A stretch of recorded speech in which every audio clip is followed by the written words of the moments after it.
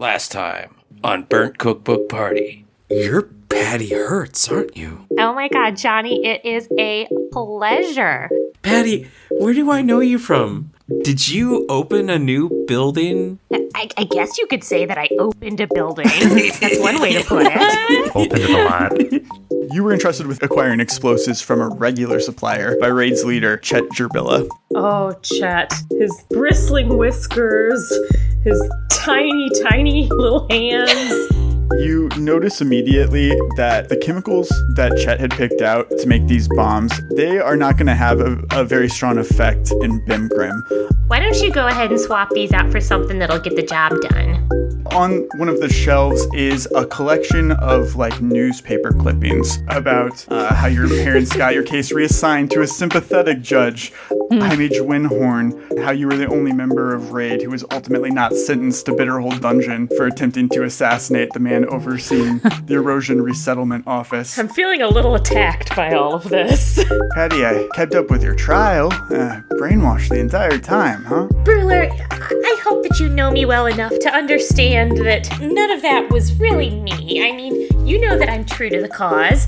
It's just all your friends are in jail and you're not, and you're standing shoulder to shoulder with the Queen of Berwyn herself. True change comes from the inside, Bruler. Prince Erling has arrived, and with him is Bentaro Valentine. Patty, you recognize Bentaro as a court musician for Berwyn's royal family, and you know he's often brought along by them on diplomatic engagements. They believe that they found the location of Gamware. We'd love it if New Haven would also come under the banner of the Triad Nations. I think it would be great if you were the one to kind of broker that deal. You know what? For the good of my fellow people, yes. Do you know what Rescaris is gonna do about this? I feel like this might stir up something old. Cassian is kind of following them around. Prince, I implore you, rethink your decision. You know who she is, right? It's Patty Hertz from Raid. Are you hoping to embrace Gamware or hack him to death with a machete? You follow the trail of blood to the body of a dead gnome, decapitated. Seems bad. Johnny, you recognize that this is Gamware. Oh, man. Gamware? Yeah, that's fucked up. Patty, you are familiar with a rumor about Aridus, the famous erosion archmage during the Great War. He had predicted that he would be reincarnated exactly 50 years after his death, and this boy Harville was born on that exact day. Interesting. Maybe you can help me get into New Haven. I want to be there to help Glorhan's squad. I've got my fire magic, my ice magic, I can really hit hard. Harville, I really admire your dedication to your teammates, to your comrades, and if there's one thing that I'm good at, it's helping people live up to their fullest potential and defy expectations that others put on them. I would love to help you sneak into New Haven. Taft and Bentaro have this bizarre odd couple energy to their co-leadership that shouldn't work, but it kind of does. Hey, come here. Lean in real close. Bavel actually gave us a secret mission that you guys don't know about. That it's up to us to take care of. So we actually already have our orders, which is probably why you can't even conceive of what we would be doing over there. Bentaro stops you for a second. Patty, who's with you there? Don't worry about it. That's just my friend Baby Angel. Did my bluff check work on him too, Justin? Or He is one of the best liars out there, so... Okay, it's probably fine. I'm sure that Baby Angel will be indispensable on your special mission given to you by Bavel Flaskforge. Yep. Johnny, when you place a hand on Glorahan to heal her, memories and emotions fill your brain, but you recognize that they're not yours, they're Glorahan's. Oh my god. Harville sees Glorahan go down, and he starts to float off of the ground. Nearby the bodies of the Winterguard on the dock, they spontaneously combust. Glorhan's soul has gone into Johnny, right?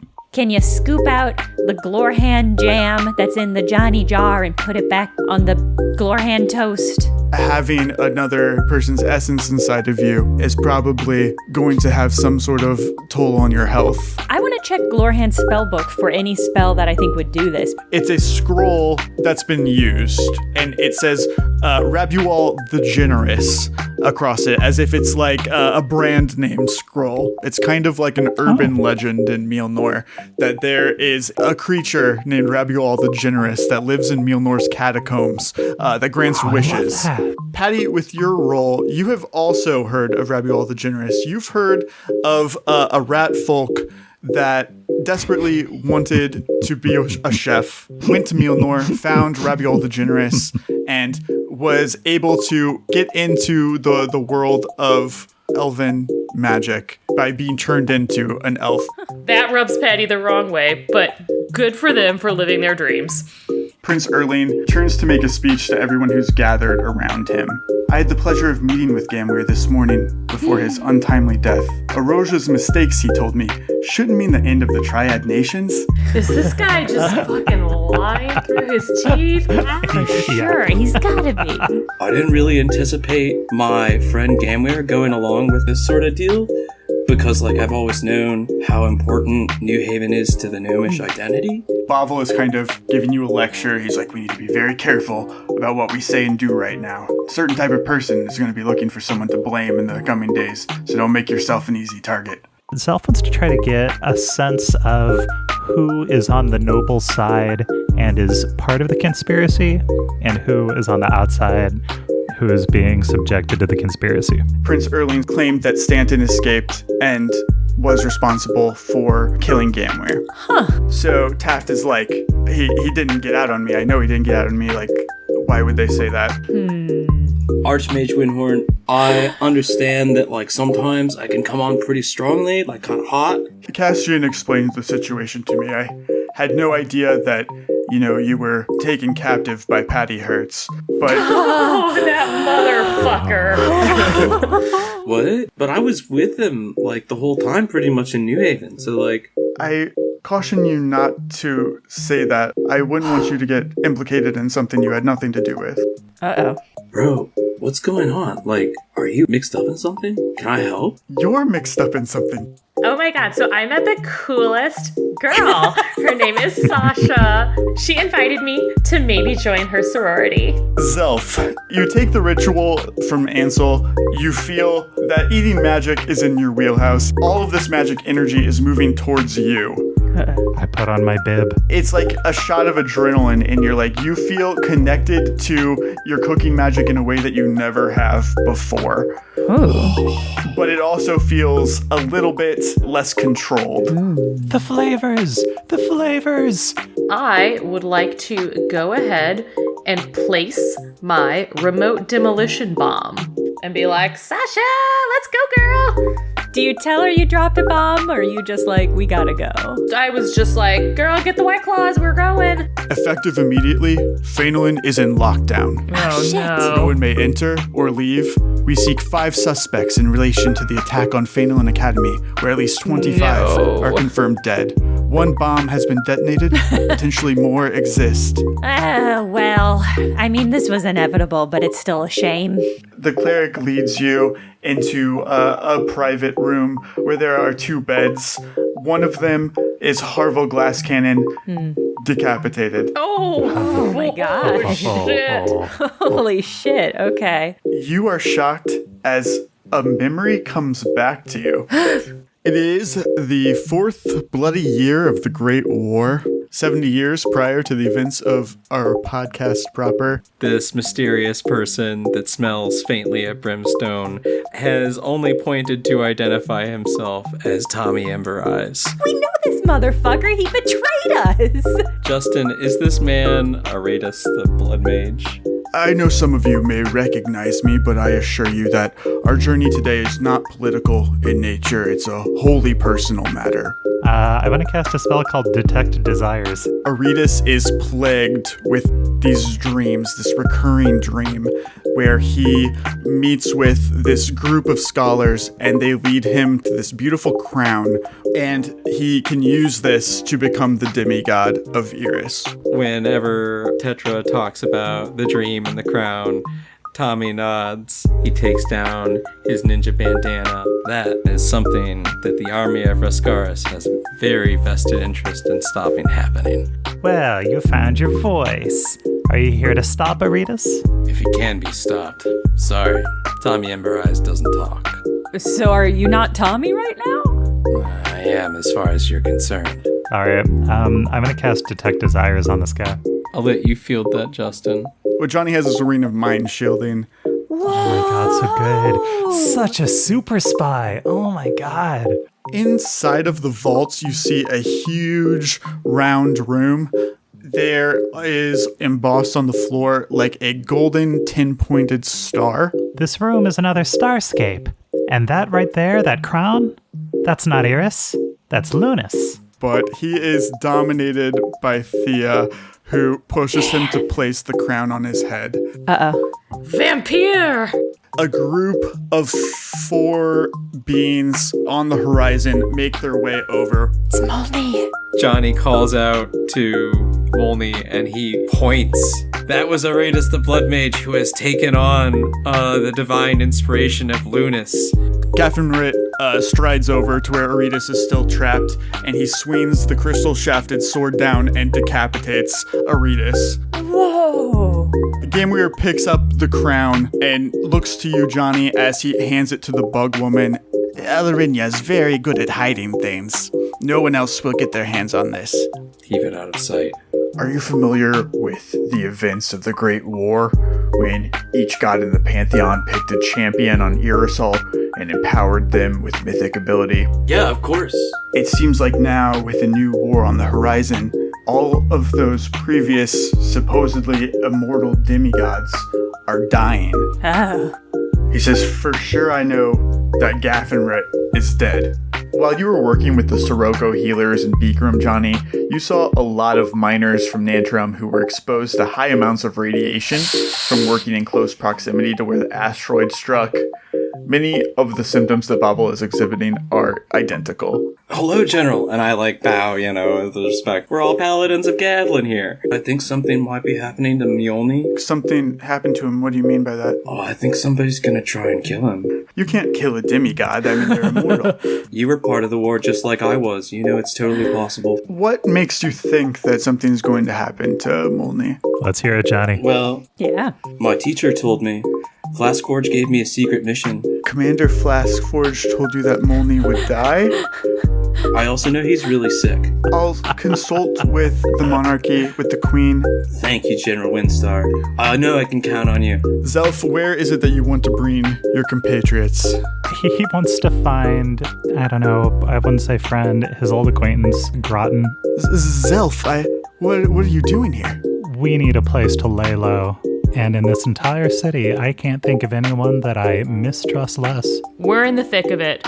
Number one concern has to be protecting our identities and the fact that we're in Mjolnir. You've been doing extremely well, been dismissing everything that you can, blaming the rest on Castian. So this is the first time, Patty, that you feel like your rumors aren't really catching on. Ooh. Now both Astra and Zelf are being publicly implicated for crimes in Phenolin. You hear a sad tale about a small dueling coven who were sentenced to Bitterhold Dungeon for aiding and abetting Patty Hertz. What? You also hear that Madame Ogavia is devoting an entire issue of Astrology Today about what happened in Phenolin, entirely devoted to profiling her version of Patty Hertz's past, present, and future. Oh, God. My mouth hurts. What is this note? She'll dig her finger in and be like, it's sort of, What? Oh my God! Whoa! Holy! I'm missing teeth! There's a folded piece of paper, and you see a threatening message to you that says, if you want to see your teeth again, come alone to the Vilnet Candy Factory, midnight, or everyone will find out exactly who you are. Astra's going to find Alec and say, why did you take my teeth, vampire? Alec, we can only help you if you're honest with us. Why are you half undead? Something happened to me in the Arrow Peak dungeon. Oh no. And I wasn't bit by a vampire. Oh. But I just started becoming like a vampire. I have these weird cravings. Oh, Alec, that sounds really hard. Are those strange urges why you took my teeth? Alec, all we need is a plausible place to find some traction with the scenario. If you tell us a lead, we'll take it from there. The Beast of Mjolnir is responsible for what happened to Inspector Nippet. The things that my uncle and my cousin are involved in, they're horrible. They're beyond even what the two of you can do. Is all of this really necessary just to get my teeth back? That's why I asked you to come here tonight, because I think we can do business. The Tooth Fairy family, we've got a dentist problem. Oh, God. Oh, no. So you want I should help you take care of your doctor problem? I think we can do business, actually. Did you get your teeth back? She'll flash her pearly whites and also empty red gums. They want me to deliver the dentist to him. Astra, I think they want to kill him. he's like our friend now. I based a lot of my personality on you. Is that weird to say?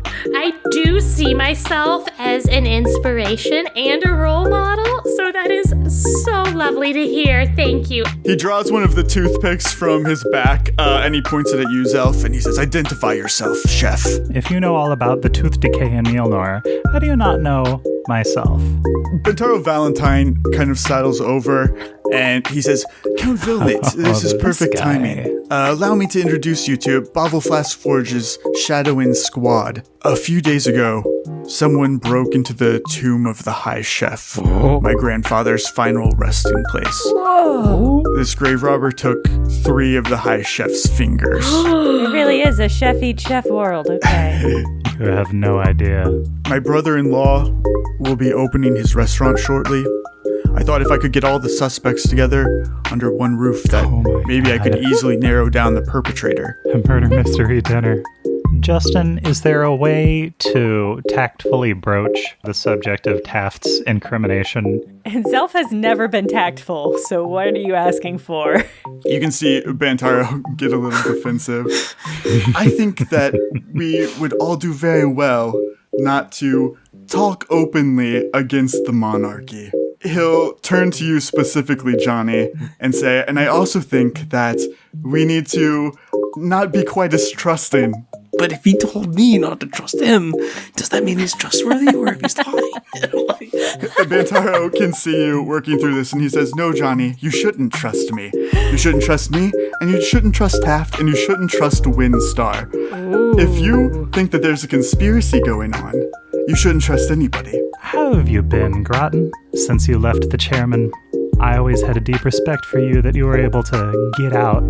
I don't feel like I'll ever be really able to relax until after this will reading. Hopefully we'll calm down and move on finally. You haven't seen Bocus, have you? She dropped in and paid me a visit. She never thought much of me as a chef or a person. Well, Bocus is its special case. You see Bocus is freaking out. She's like, "We're supposed to believe that the chairman's entire legacy amounts to just 6,000 gold and a few sparse luxuries." There was also that sashimi, so that's something. Zelf, you have a very, very productive dream where the chairman looks at you and says, "The subconscious mind is so interesting, isn't it? Oh, man. I once drove a man to madness using dream naga fillets like this. I convinced him he was being spoken to by Iris. For all that work, I didn't even get to eat a demigod in the end." This fucker. Is that what this is about, Chairman? Demigods? Hopefully my one true heir will have better luck than I did. You now know implicitly where I've hidden my forbidden cookbooks, the full breadth of my culinary knowledge. The books alone will only get you so far, though. To use them, you'll also need what I left Bocus and Grattan. But to be clear, this is not to encourage you to work together. After all, only one of you can take up my mantle. Naga, you made it very clear that we were just the top 3. Zelf, it becomes increasingly clear there was a second attack at the same apartment building that Grattan lives. Oh, no. You see a grisly sight. Grattan is on the floor, seemingly the victim of a violent animal attack. Oh, no. Oh, Grattan. He's gonna start looking for his own evidence in the floor near Groton, 4 perfectly spaced out holes in a perfect line. Are the 4 perfectly lined up holes the remains of a giant fork attack? It would have to be extremely large, like a trident-sized fork. Oh, fuck. When you go back to grab his cookbook, you find that it is missing. Well, I'm gonna share with the gang my track findings. I mean, I think this is a real opportunity to get some information on the beast and maybe even find it. I think this is a copycat. I think this is somebody using the beast's murder as cover. We might be looking for the same person that we're going to investigate at Marth by Marth. Everyone stop! This is Nipip. He didn't die. He got transformed in the candy factory. I do want to end by action by leaning toward Nipip, and I'll say, what is the Beast of Mielnor? The creature you seek is Win Marth, the Duke's eldest. I mean, you name your son Win. What are you setting him up for? You all lay eyes on this cocoon. Like, there's really just, like, one thing, like, I've got to say, like, before I forget, back there. As you start to speak, Johnny, you hear a weak voice inside the cocoon. It just says, a voice from the past. And it starts to crack.